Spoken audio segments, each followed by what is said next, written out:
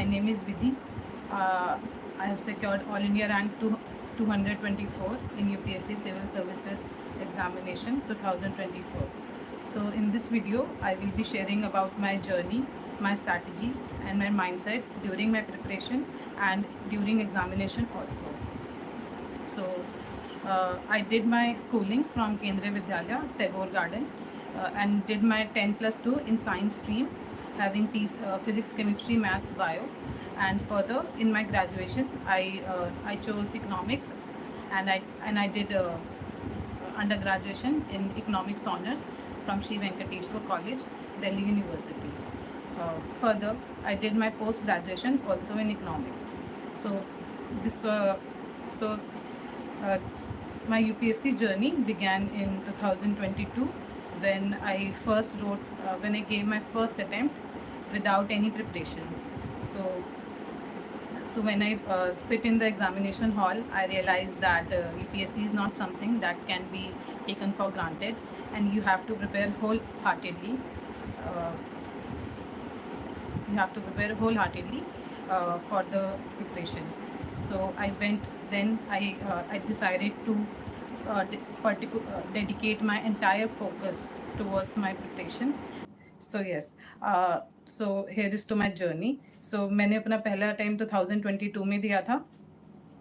उस अटैम्प्ट में मैंने कोई प्रिपरेशन नहीं की थी. I just directly went into the examination hall and realized that UPSC is not something that can be taken for granted. So after that, I decided UPSC Civil Services as my goal and decided to wholeheartedly prepare for this exam. I prepared for 1 year, and in 2023 I gave my well prepared attempt and got AIR 991 and got admitted into Indian Defence Account Services. So further, to improve my rank, I gave another attempt in 2024 and was able to secure All India rank 224 in Civil Services 24. So, uh, if I began my journey and my preparation, so uh, here is to my strategy, which before entering directly into the strategy, I would like to discuss about my mindset that I have during the entire preparation. So I believe that there are certain things that has to be taken care of before directly jumping into the preparation. The first thing is that one should be very well prepared and very well aware about the nature of the exam and uh, the stages which are there in the examination. For example, prelims is there, and the nature of the prelims is objective type, and for mains it is subjective, and there is another stage that is personality test, which is a test of your personality and I believe communication skills as well. So there are certain values that I believe that need to be taken care of during a preparation, and which also helps one in their examination during the examination process also. So सबसे पहले I believe that goal setting is very important at micro level and at macro level both. For example, at micro level it focuses on accomplishing daily targets, and on the macro level it is like subject completion. Further, I believe that goal setting is only the first step. The real efforts or the real work lies in putting everyday efforts to execute what you have planned. So the second step is planning and execution. Planning involves आपको daily target set करने हैं, आपको weekly target set करने हैं. जो मैं करती थी, what I used to do is that for 3 days I will be reading only history, or for the next 3 days I will be reading only polity. This is what I used to do. So these were my these were my weekly targets. For example, in a week I have to complete my polity, or in another week I will be completing my economics. But the daily target which I am talking about, it is more about how many, at what time you are doing what, which I believe is very important. Like a very famous book by James Clear, Atomic Habits, it talks about that every small steps build into something larger. So अगर आप daily prepare करेंगे थोड़ा थोड़ा, and you are preparing every day with consistency and with perseverance, you can definitely clear this exam, which is also very helpful in the entire preparation and during the examination process also. Further, planning can also be utilized in the answer writing practices, which I will be discussing ahead. Now, I believe that after planning, execution is very important, and execution is the very important key. आप पहले decision कर लीजिए कि आपको क्या करना है और कैसे करना है, whichever strategy that is helpful to you. आप इनिशियली डिसाइड कर सकते हैं कि सबसे पहले या तो आप ऑप्शनल कंप्लीट करेंगे, या फिर आप अपना जीएस कंप्लीट करेंगे, या आप अपना किसी और सब्जेक्ट को जो आपको पसंद है आप उस पर अपना फोकस करेंगे. अगर आप ऐसा करते हैं तो ये पहला स्टेप है डिसीजन लेने का. बट लेकिन आप कैसे उसको एग्जीक्यूट करते हैं, आप उसके लिए कितना काम करते हैं, वो भी इक्वली इम्पॉर्टेंट है. और एग्जीक्यूशन के लिए there are 3 things that I believe that is very important. First is discipline, second is perseverance, and third is grit. You have to have 3 of them to accomplish your daily targets and your monthly targets, which will help you in clearing this exam very well. Now ahead, I would like to also talk about the motivation and the discipline, the distinction between motivation and the discipline. Motivation I believe बहुत छोटे वक्त के लिए होता है. आप थोड़ी देर motivate रह सकते हैं. आप पूरी इंटायर, इतना लंबी जर्नी है, you can not be motivated entire the preparation. It is a year long journey, and further sometime it extends to more than 2 years, 3 years, sometimes more. So आपको डिसिप्लिन होना बहुत ज़रूरी है. तो after a time, motivation might fade away, but discipline builds a system that helps one to give this exam with perseverance, with grit, and help one to come out with the flying colors. So discipline is something that is non-negotiable during the preparation and during the examination process also. The last thing that I would like to talk about is the responsibility. I believe that just by making decision, or just by deciding that you want to give this exam, or under any whether it is your choice or you are giving this exam under any influence, I believe one has to be really responsible towards their preparation. If remember this thing, which I believe is that if you are sitting in this examination, it takes a lot of your time, energy, and efforts. So if you are actually putting all 3 of these things, then be responsible towards your choice also. If you want, your choice is to clear this exam and to write this exam, and the moment you become responsible, that what am I doing every day, why am I doing this, and start analyzing your habits, your the time you spend doing everyday things, this will also helps one to improve their time management, which will help in the whole process also. Further, lastly, I would like to talk about mental health. I believe that mental health in the preparation is very important. One has to have a very good and a healthy physical health and mental health. Otherwise, it becomes really difficult to write this exam. So for that, my suggestion will be start doing certain physical exercises like walking, like walking, morning walks, running, or any other physical exercise. And further, you can also practice yoga and meditation, etc. So this will also help one to keep their mental health intact. Lastly, I would like to say some support system in the entire process is very important. आपका जितना अच्छा support system होगा, आप उतना अच्छे से इस examination में परफॉर्म कर पाएंगे. सपोर्ट सिस्टम आपको एक इमोशनल बैकिंग भी देता है, जो sometimes it becomes really stressful to continue in this preparation, and sometimes the self doubt takes over your entire personality and it becomes really difficult to write this exam again. So उसके लिए आपको emotional support की बहुत ज़रूरत है. That can come from your friends, family, parents, और any other person. Lastly, I believe that UPSC journey is something that is really long journey, and sometimes it becomes really monotonous to sit on the table and to read the same subject over and over again.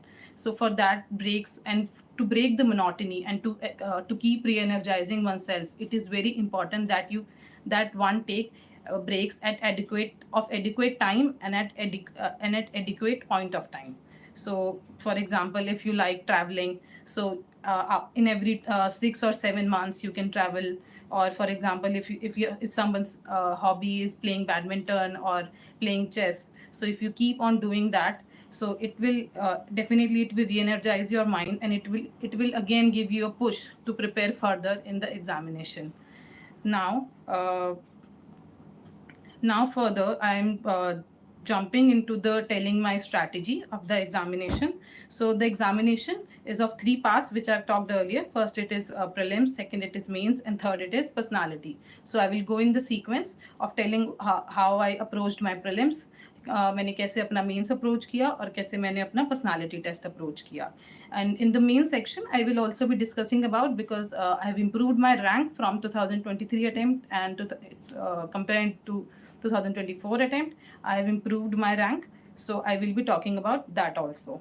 So prelims के लिए मैं ये कहूँगी कि जो basic books होती हैं that everybody goes, everybody chose, I also went with that. For example, for polity I did Lakshmikant. I relied entirely on Lakshmikant. And for history, modern history, I went with Spectrum. For ancient and medieval, I chose old NCRTs, that is R.S. Sharma and Satish Chandra, and I also chose Tamil Nadu boards NCRT because I find it really full of facts and other relevant information.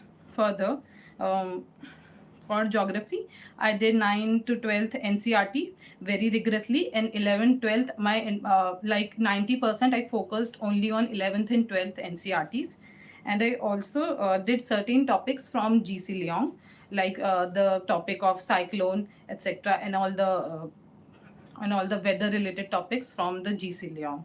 For science and tech, I relied completely on the current affairs because of my background in science. So it was not really problematic for me to actually understand the basic concepts. So I chose to go with current affairs.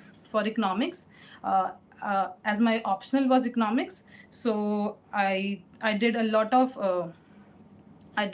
resources for economics, but for the prelims perspective, I was very concise and I was very precise for my economics part. So I did Ramesh Singh's book yes, I did only Ramesh Singh's book, and sometimes I looked at the materials that are freely available on any online site.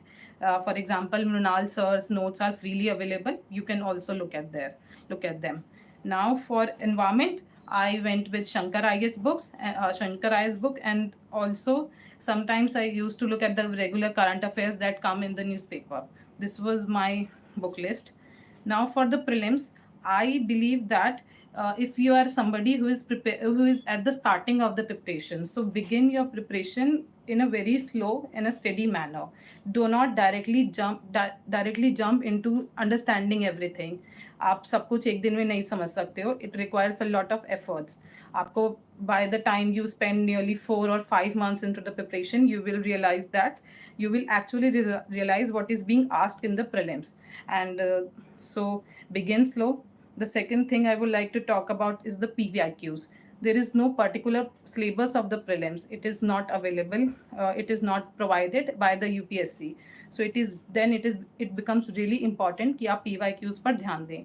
आप जितना अच्छे से PYQ देखेंगे, कहाँ से उनकी themes repeat हो रही हैं, क्या क्या इम्पॉर्टेंट टॉपिक्स हैं, वो कैसे UPSC में क्वेश्चन फ्रेम करने का जो पेपर सेटर होता है उसका क्वेश्चन फ्रेम करने का एक तरीका होता है. तो अगर आप पिछले 5 से 8 सालों के पेपर्स देखेंगे तो आपको रियलाइज़ हो जाएगा कि UPSC सेटर का एक तरीका है, वो कैसे स्टेटमेंट्स फ्रेम करता है. अगर आप धीरे धीरे उनसे समझने की कोशिश करेंगे तो आपको ये समझ आ जाएगा कि क्वेश्चन कैसे फ्रेम होता है.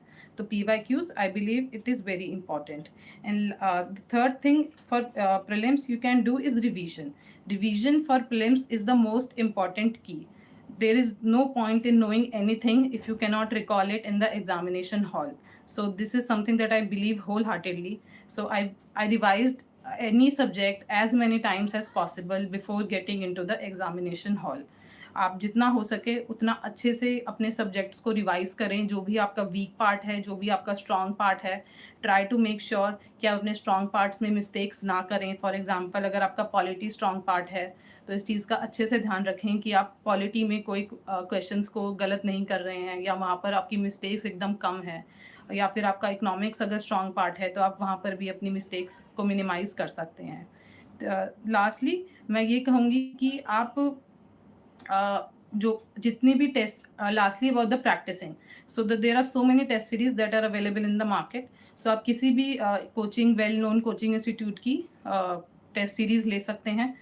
जो फ्रीली मार्केट में अवेलेबल होती है आप वो भी ले सकते हैं, या फिर आप किसी भी इंस्टीट्यूट को ज्वाइन कर भी ले सकते हैं जो आपको पूरा सिस्टम बिल्ड करने में हेल्प कर सकता है.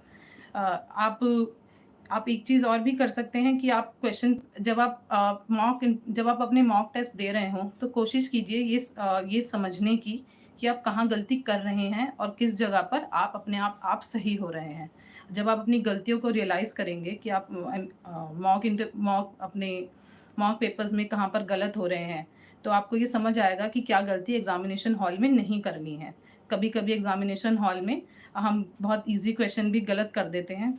तो अगर आप मॉक पेपर्स में उस चीज़ का ध्यान रखेंगे और अपना सिस्टम ऐसा बिल्ड करेंगे कि आपका फ़ोकस बहुत ज़्यादा है क्वेश्चन पर, आप इस चीज़ का ध्यान रख रहे हैं कि क्या क्वेश्चन पूछ रहा है, वो किसने कैसे स्टेटमेंट्स फ्रेम करे हैं, तो आपको फाइनल पेपर में बहुत हेल्प होगी।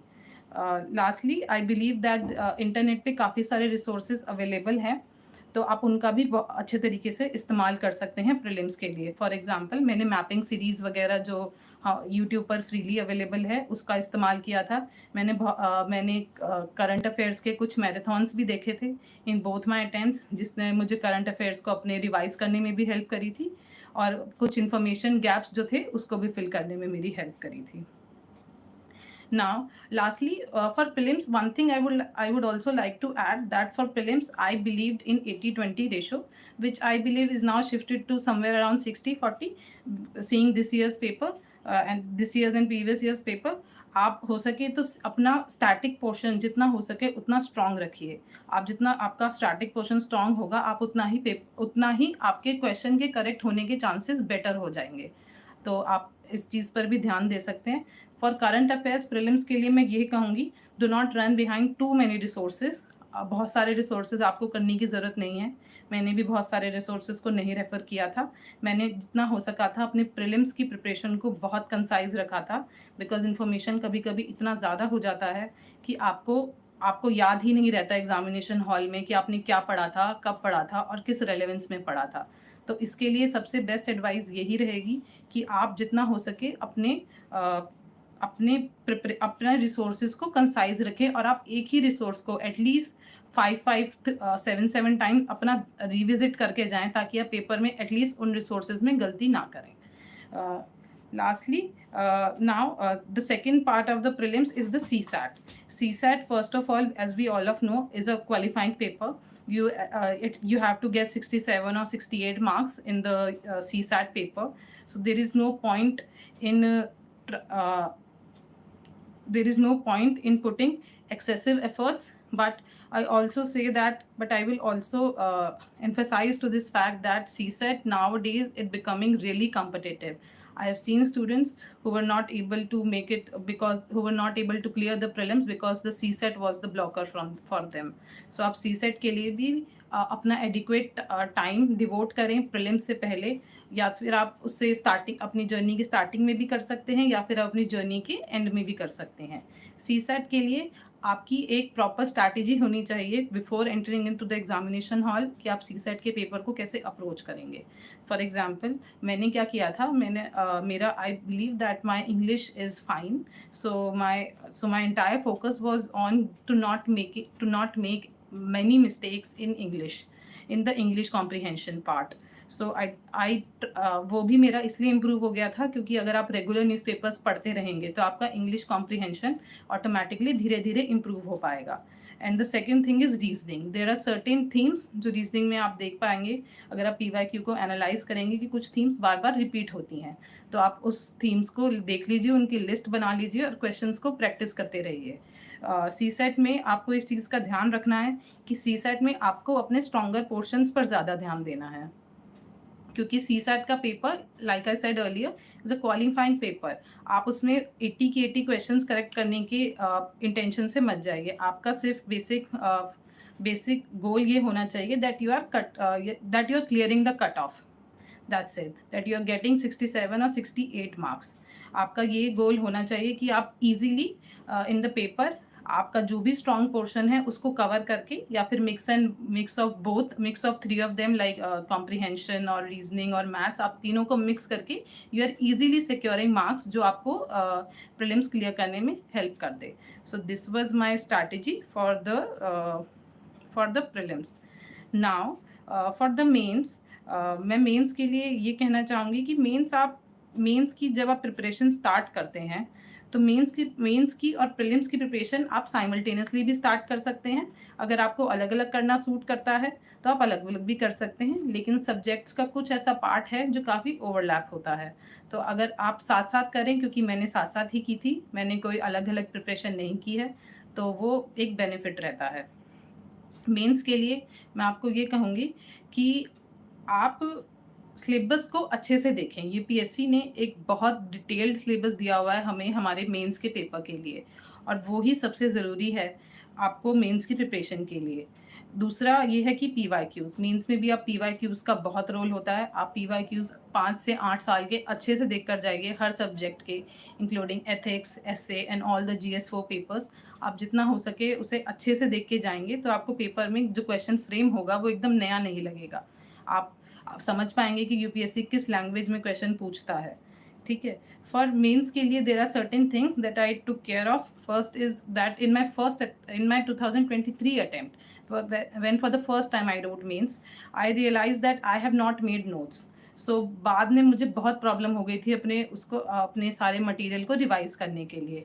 सो मेरी ये एडवाइस रहेगी कि आप वन पेजर या वन वर्ड नोट्स अपने हर टॉपिक से रिलेटेड, जो आपका यूपीएससी सिलेबस में टॉपिक दिया हुआ है उससे रिलेटेड आप अपने एक पेजर नोट बना के रखें। फॉर एग्जांपल, अगर इंटरनल सिक्योरिटी का कोई क्वेश्चन है, like the cyber crimes that are been rising in the country, so आप अगर अपना एक पेपर A4 साइज शीट पर उसे बना लें कि साइबर क्राइम क्या होता है, उसे टैकल करने के लिए हमारी गवर्नमेंट क्या कर रही है, हम एडिशनल इनपुट्स क्या दे सकते हैं। आप ये भी ऐड कर सकते हैं कि फॉरेन कंट्रीज़ कैसे कोलैबोरेट कर रही हैं, या फिर हम क्या-क्या चैनल्स के थ्रू दूसरी कंट्रीज़ से कोलैबोरेट कर रहे हैं ताकि हमारे साइबर क्राइम्स कंट्रोल में आ जाएँ।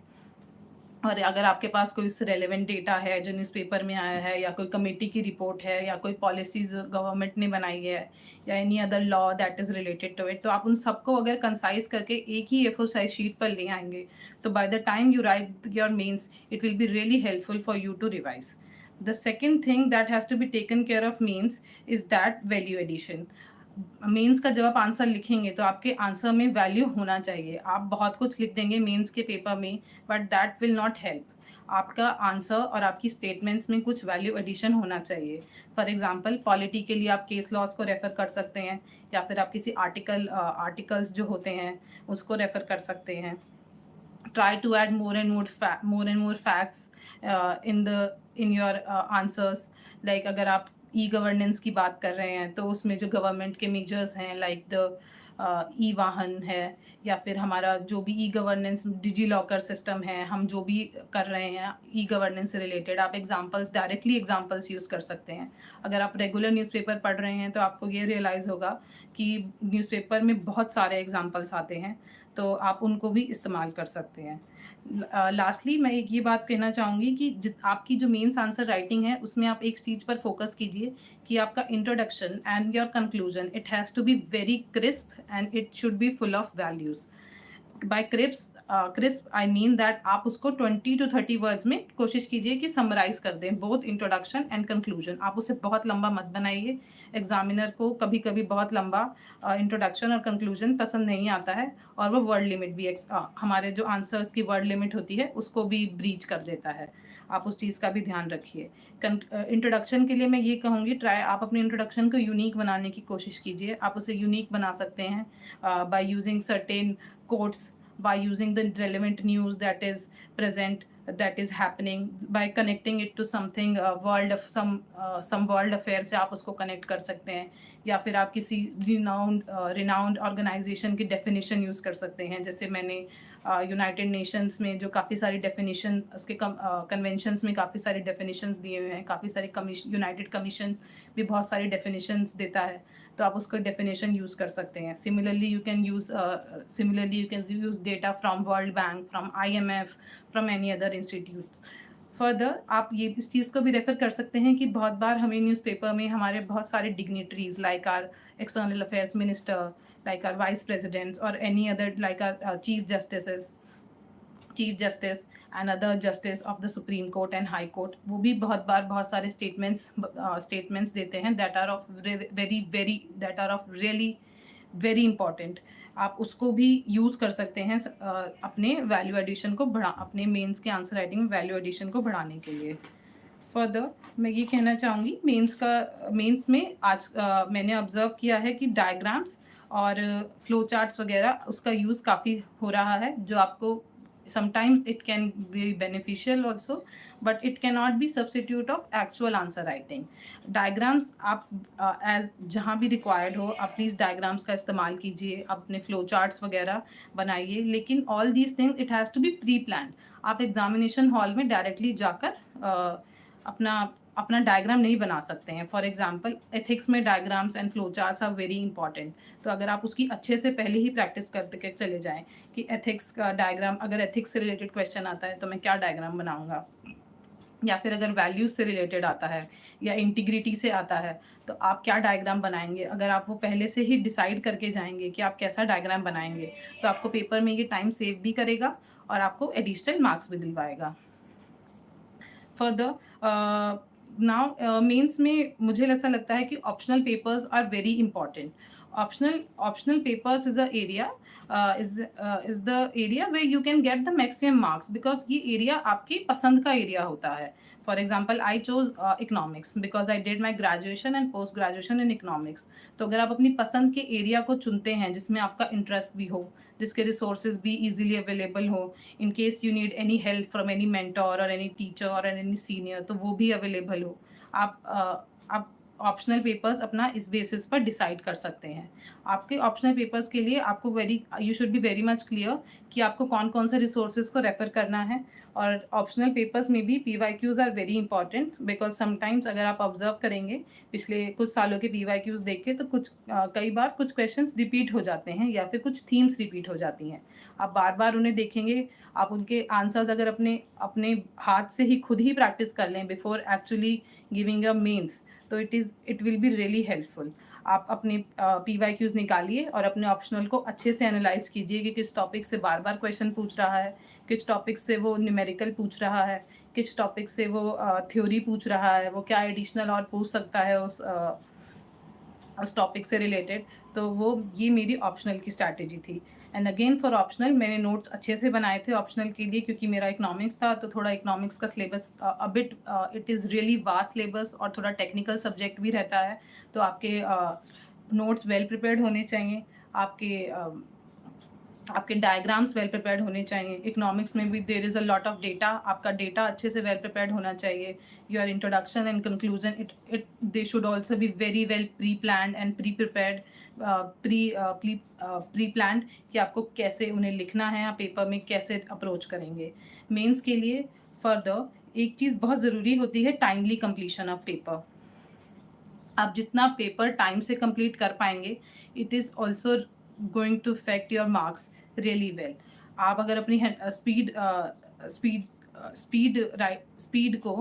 राइटिंग स्पीड को अच्छे से मेंटेन करके रखें, क्योंकि आपको 20 क्वेश्चंस लिखने होते हैं इन GS पेपर्स, तो आपकी स्पीड वेरी वेल मेंटेन्ड होनी चाहिए to complete those 20 questions in 3 hours of time, और within by keeping the word limits intact, क्योंकि हर क्वेश्चन की एक अपनी वर्ड लिमिट होती है। Try not to breach it, try to write in those word limits by adding more by adding more keywords, by adding more values, facts, etc. आप इस चीज़ का ध्यान रख सकते हैं।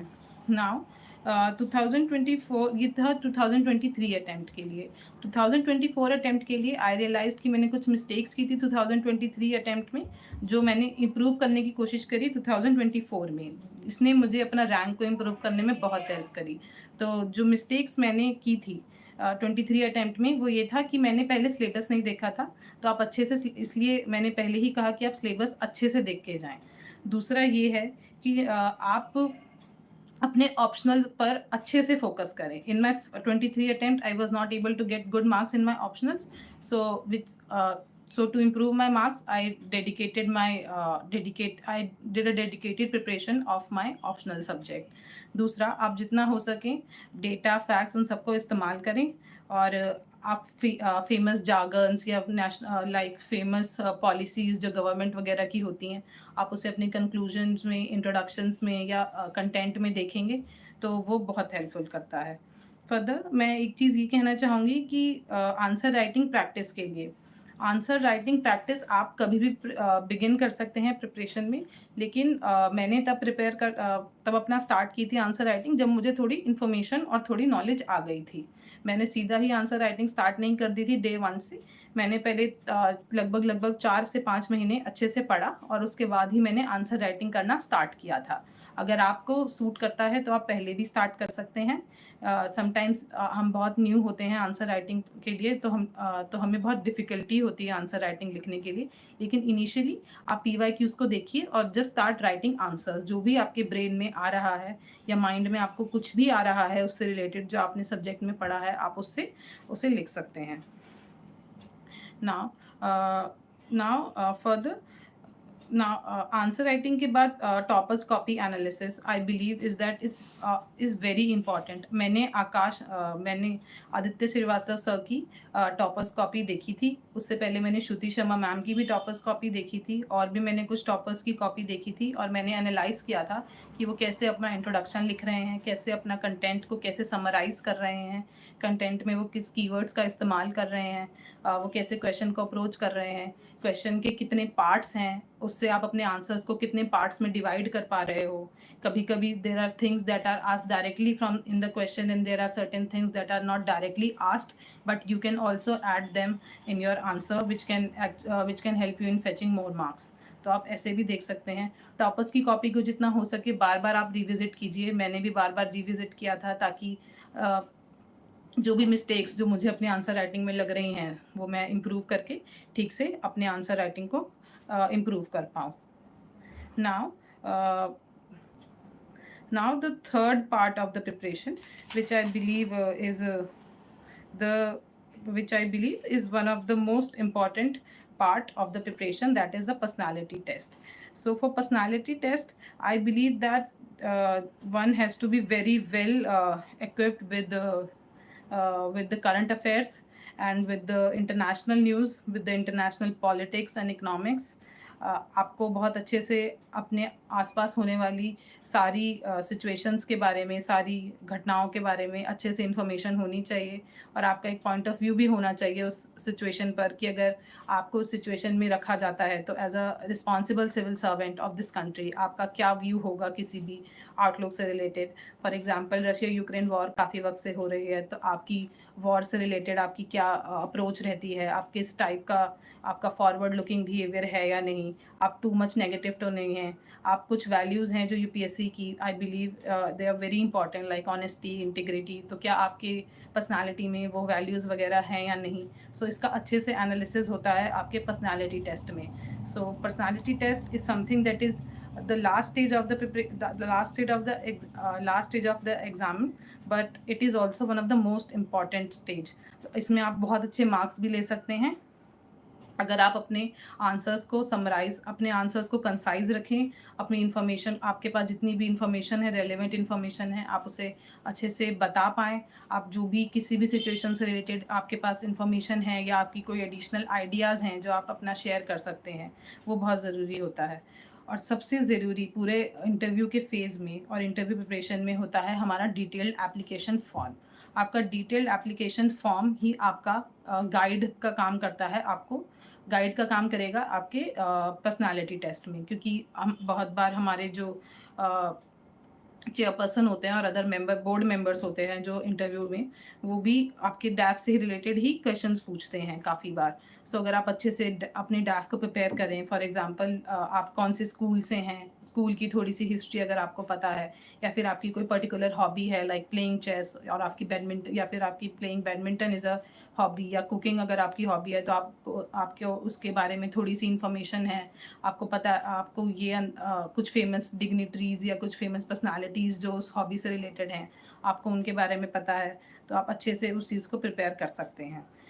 And I also talked about the current affairs. Personality test में current affairs का बहुत इंपॉर्टेंट रोल होता है। आप अच्छे से मैंने 2-3 न्यूज़पेपर्स पढ़े थे, क्योंकि मेरे पास इकोनॉमिक्स ऑप्शनल था, तो मैंने मेन न्यूज़पेपर पढ़ा था, इंडियन एक्सप्रेस पढ़ा था, मैंने हिंदू भी पढ़ा था थोड़ा बहुत इंटरव्यू के लिए, और मैंने मिंट भी पढ़ा था क्योंकि मेरा इकोनॉमिक्स ऑप्शनल था, तो मैंने अच्छे से मिंट वगैरह को भी रिविज़िट किया था। आप भी कर सकते हैं, जो भी आपके ऑप्शनल से रिलेटेड है, तो आप उसका भी ध्यान रख सकते हैं।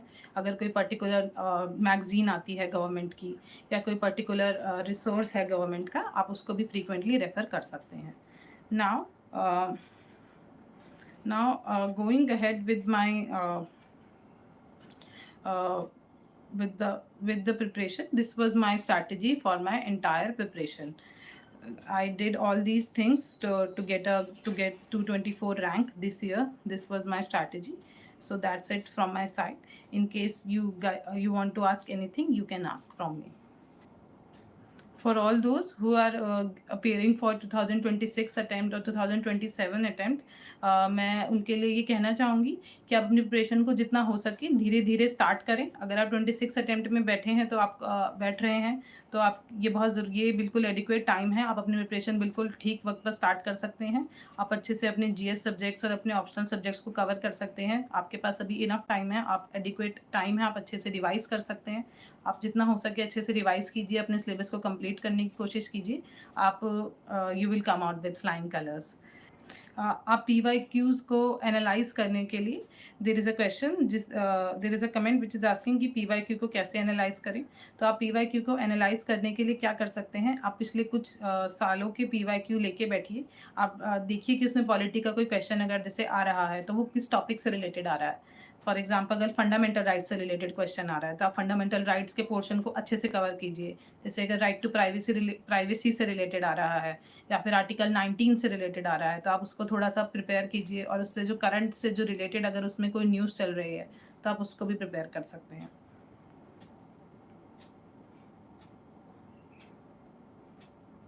साइंस एंड टेक की तैयारी के लिए मैंने साइंस एंड टेक, बिकॉज मेरा बैकग्राउंड साइंस और टेक में था, साइंस में मेरा बैकग्राउंड रहा है 12th तक, तो मुझे फंडामेंटल्स को समझने में इतनी प्रॉब्लम नहीं हुई।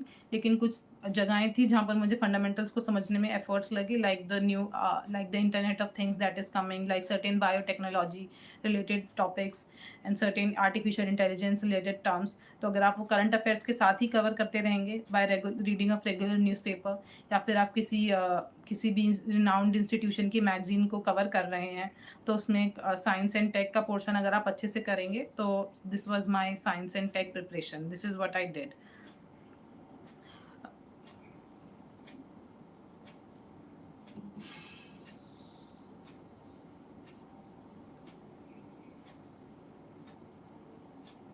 देर is a question that is related to a self doubt.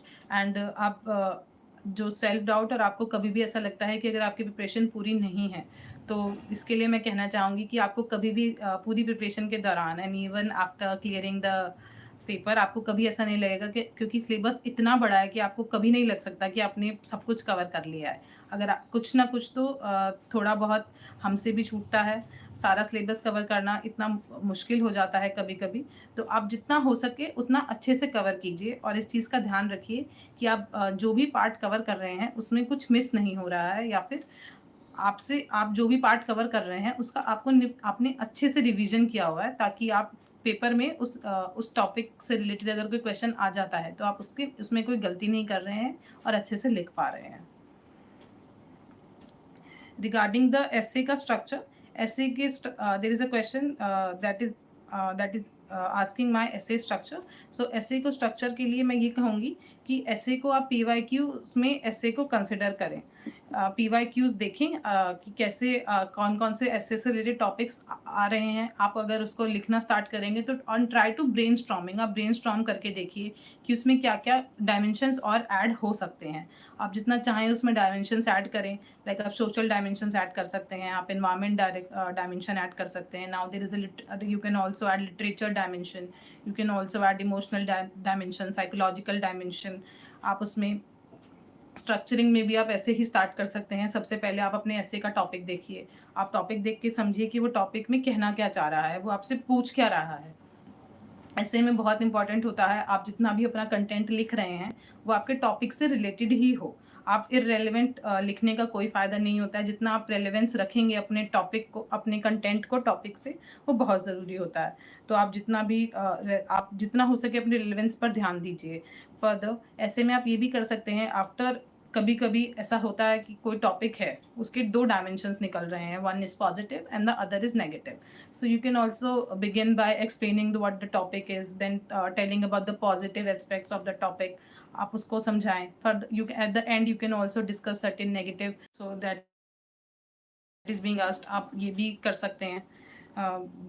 और ऐसे में आप जितना हो सके अपने ऐसे को इंटरेस्टिंग बनाइए by adding certain stories, by adding poems, quotations, by adding use of certain books material, like for example man search for meaning. उसमें भी काफ़ी सारे चीज़ें हैं जो आप यूज़ कर सकते हैं अपने एसेज में रेलेवेंट जगहों पर. ऐसी बहुत सारी किताबें हैं. या फिर आप किसी पर्सनालिटी की बायोग्राफी से अगर कुछ इंस्टेंस कोट कर सकें, या फिर आप किसी भी टेक्स्ट से रिलेटेड, या फिर आपने कोई भी अगर जीएस में कोई ऐसा एग्जाम्पल पढ़ा है जो आप यूज़ कर सकें.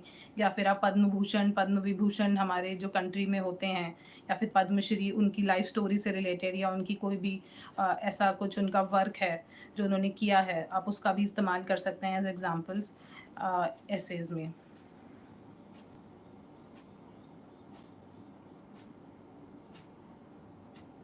नोट्स बनाने के लिए मैंने वीडियो में भी बता दिया है कि आप नोट्स कैसे बनाएं. मैं एक बार फिर बता देती हूँ. नोट्स के लिए आपको अब एक टॉपिक देखना है, जैसे जो भी टॉपिक रिलेटेड आ रहा है, या एनवायरनमेंट में आ रहा है, या इकोनॉमी में आ रहा है. फॉर एग्जांपल अगर एनिमल हस्बेंड्री का टॉपिक आप देख लेते हैं इकोनॉमिक्स में, तो आप उसमें देख लीजिए कि सबसे पहले एनिमल हस्बेंड्री की डेफिनेशन क्या है, उससे रिलेटेड हमारी गवर्नमेंट क्या क्या कर रही है. एनिमल हस्बेंड्री हमारे इकोनॉमिक्स में क्या, हमारी इकोनॉमी में से क्या रोल प्ले कर सकती है, और इसमें हम क्या क्या इम्प्रूवमेंट कर सकते हैं, क्या साइंटिफिक मेजर्स ले सकते हैं, क्या डेटाज ऐड कर सकते हैं. आप ये भी देख सकते हैं कि उससे रिलेटेड हमारी कंट्री में कोई बोर्ड तो नहीं है, या फिर हम किसी फॉरेन कंट्री के साथ कोई कोलैबोरेशन तो नहीं कर रहे हैं उस टॉपिक से रिलेटेड. तो आप उन सबको एक ही पेपर में ऐड कर सकते हैं, जो कि आपको पेपर में फाइनल पेपर में लिखने में बहुत आसानी होगी.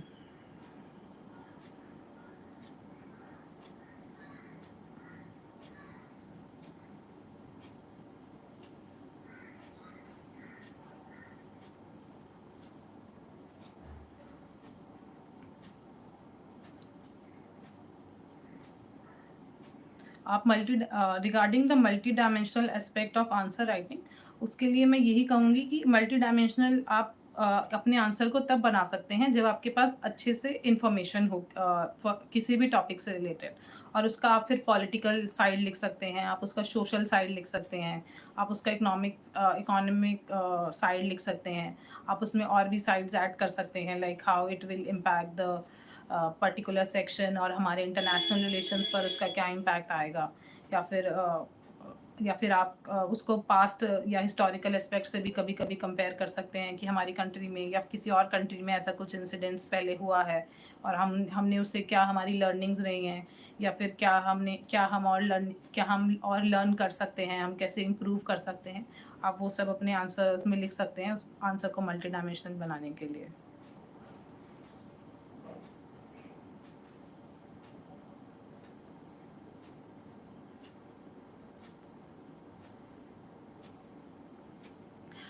One thing regarding my ethics की स्ट्रैटेजी. एथिक्स की स्ट्रैटेजी के लिए मैं यही कहूँगी कि आप एथिक्स के सिलेबस को अच्छे से देखिए. एथिक्स में बहुत सारे कीवर्ड्स आपको सिलेबस में ही मेंशन है, तो आप उससे रिलेटेड अपनी डेफिनेशन, एक टेक्स्ट बुक डेफिनेशन जो होती है, वो अच्छे से मेमोराइज कर लीजिए ताकि आपको पेपर में प्रॉब्लम ना हो. And now I have observe that now the ethics is shifting towards more applied ethics, कि आप एथिक्स को कैसे अप्लाई कर रहे हैं, एथिक्स में ऐसे कंटेंट ऐड कर सकते हैं. फर्दर एथिक्स में मैं ये भी कहूँगी कि आप एग्जाम्पल्स का यूज़ कीजिए, बहुत सारे एग्जाम्पल्स जो आपको जीएस से भी हेल्प हो जाती है. बहुत बार आप जीएस के एग्जाम्पल्स डायरेक्टली कोट कर सकते हैं. आप बहुत बार न्यूज़पेपर्स में एग्जाम्पल्स आते हैं.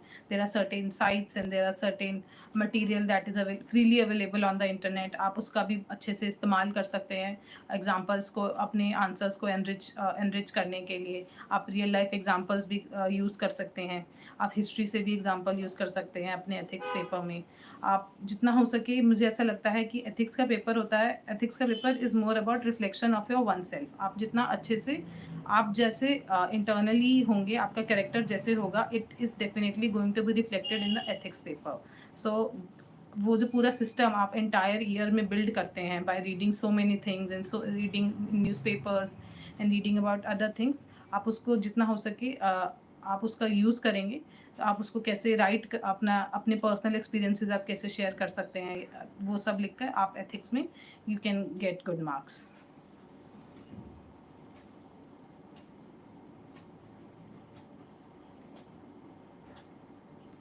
uh, regarding my interview experience, one thing that I would like to share is that the true interview जो आपका होता है और मॉक इंटरव्यूज़ जो होते हैं उनमें कई बार काफ़ी डिफरेंस रहता है, कई बार वो काफ़ी क्लोज भी हो सकते हैं. तो इंटरव्यू के लिए बेस्ट यही रहेगा कि आप अपने डैफ को अच्छे से प्रिपेयर कीजिए, डैफ को आप मिस मत कीजिए. डैफ में आप जो भी फिल कर रहे हैं, आपके स्कूल का नेम, कॉलेज का नेम, या फिर अगर आप डैफ में कोई अपनी हॉबी लिख रहे हैं, या अगर आपकी कोई पर्टिकुलर पहले भी आप किसी सर्विस में रह चुके हैं या पहले भी आपका जॉब प्रोफाइल कहीं रहा है, तो आप उसे अच्छे से प्रिपेयर कर लीजिए. इंटरव्यू में वो बहुत हेल्प करता है. मेरा इंटरव्यू एक्सपीरियंस, मैंने 2 इंटरव्यूज़ दिए हैं, दोनों में मेरा एक्सपीरियंस अलग अलग रहा है. फर्स्ट टाइम इंटरव्यू में मुझे बहुत कुछ साइंस से रिलेटेड पूछा गया था, इंटरनेशनल अफेयर्स से रिलेटेड पूछा गया था, जो उस टाइम करंट इवेंट्स चल रहे थे उससे रिलेटेड पूछा गया था. मुझे vulnerable sections of the society like women children, इन सब से रिलेटेड पूछा गया था. Further in my second interview मुझे इस बार इकनॉमिक्स से रिलेटेड पूछा गया था. मुझे इंफ्रास्ट्रक्चर और जो टैरिफ वॉर्स वगैरह चल रही हैं उनसे रिलेटेड क्वेश्चन था. मुझसे ये भी पूछा गया था कि अगर हमें अपना इंफ्रास्ट्रक्चर कैसे इम्प्रूव करना चाहिए, हमारी डिफेंस को रिलेटेड क्या स्ट्रैटेजी हो सकती है, हम पंचायती राज को कैसे इम्प्रूव कर सकते हैं. ये सब यही सारा था मेरा एक्सपीरियंस. इंटरव्यू के लिए एक चीज़ जो बहुत इम्पॉर्टेंट होती है वो ये होती है कि आप जितना हो सके अपने आप को कॉन्फिडेंट, काम और कंपोज रखें. वो आपको पूरी ही प्रिपरेशन में हेल्प करता है. उसके लिए मैंने बिल्कुल स्टार्टिंग में बताया था कि आप योगा कर सकते हैं, मेडिटेशन कर सकते हैं, जो आपको काम और कंपोज रखने में बहुत हेल्प करता है पूरी प्रिपरेशन के दौरान.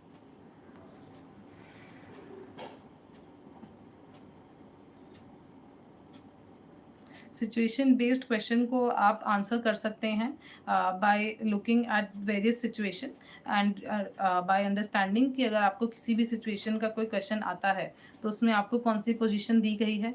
आप उसका एथिकल एंगल देखिए कि आपको एथिकल एंगल तो वायलेट नहीं हो रहा है किसी पर्टिकुलर सिचुएशन में, और अगर कोई एथिकल एंगल वायलेट हो रहा है तो उसके क्या प्रो रहेंगे, क्या प्रॉज रहेंगे, क्या कॉन्स रहेंगे, वो कैसे किसी की लाइफ में इम्पैक्ट कर सकता है.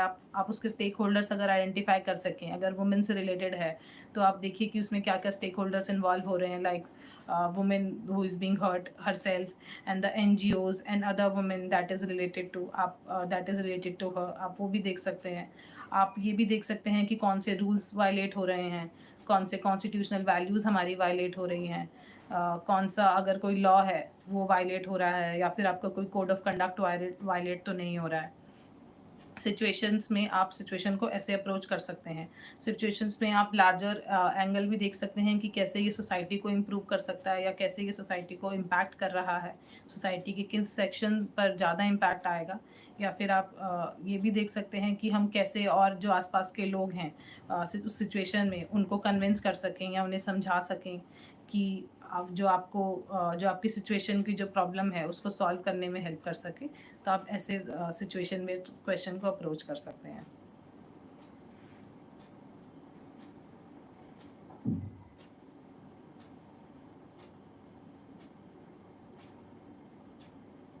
So regarding the timetable, one thing I can say is that timetable is very important. ये आपको डिसिप्लिन रखने में भी हेल्प करता है. आप अपना टाइम टेबल एक फ्लेक्सिबल टाइम टेबल आप बना सकते हैं जो आप फॉलो कर पाएँ. आप किसी से इन्फ्लुएंस होकर मत बनाइए. आप अपना टाइम टेबल अपने हिसाब से बनाइए, जो भी जैसा भी टाइम आपको वर्क करता हो, मॉर्निंग का, इवनिंग का या दोपहर का, जैसा भी आपको वर्क करता हो आप उस हिसाब से अपना टाइम टेबल बना सकते हैं. जैसे मेरा नॉर्मल टाइम टेबल था, not too early not too late. I used to follow a normal timetable where I used to wake up at adequate time around 7, and then I used to study after that from 8:30 or 9 o'clock in the morning. I used to sit and study an entire day. I used to have adequate breaks. मैं time time पर break लेती थी, lunch breaks होते थे, tea breaks होते थे, और भी अगर मुझे लग रहा है कि मैं थक गई हूँ या फिर मुझे थोड़ा बोरिंग लग रहा है या मोनोटोनस लग रहा है तो मैं 5-10 मिनट्स का ब्रेक ले लेती थी। लेकिन ब्रेक्स बहुत लंबे भी नहीं होने चाहिए कि आपको बिल्कुल ही प्रिपरेशन से अलग ले जाएं। आप छोटे छोटे ब्रेक्स रखिए जो आपको री एनर्जाइज टाइम एंड अगेन करते रहें।